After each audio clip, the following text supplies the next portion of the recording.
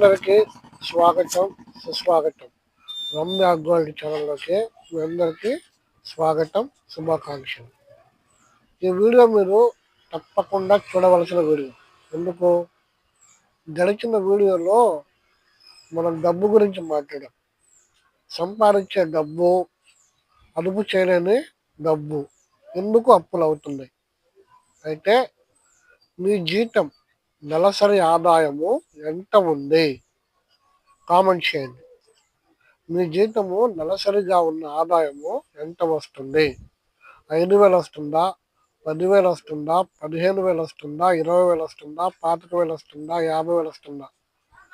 దాన్ని బట్టి మీరు అప్పుల పాలవ్వకుండా ఎలా ఉండాలి అనేది చిన్న చిన్న చిట్కాలు గనక పాటిస్తే మీరు అప్పుల పాలవడం కాదు, మీరే 10 మందికి అప్పులు ఇచ్చే స్థాయిలో ఉంటారు.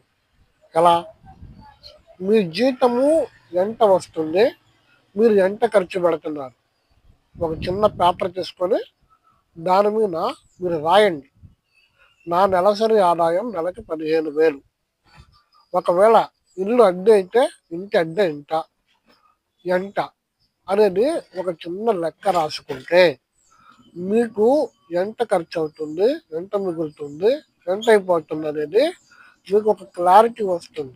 ఆ క్లారిటీ లేకపోతే మీరు ఎంత సంపాదించినా అది వ్యర్థమే. అయితే మీరు దయచేసి ఈ వీడియోని మీరు చూసి మీ జీవితంలో ఆర్థిక ఇబ్బందుల నుంచి విడుదల పొందాలని మనసారా కోరుకుంటూ నమస్తే.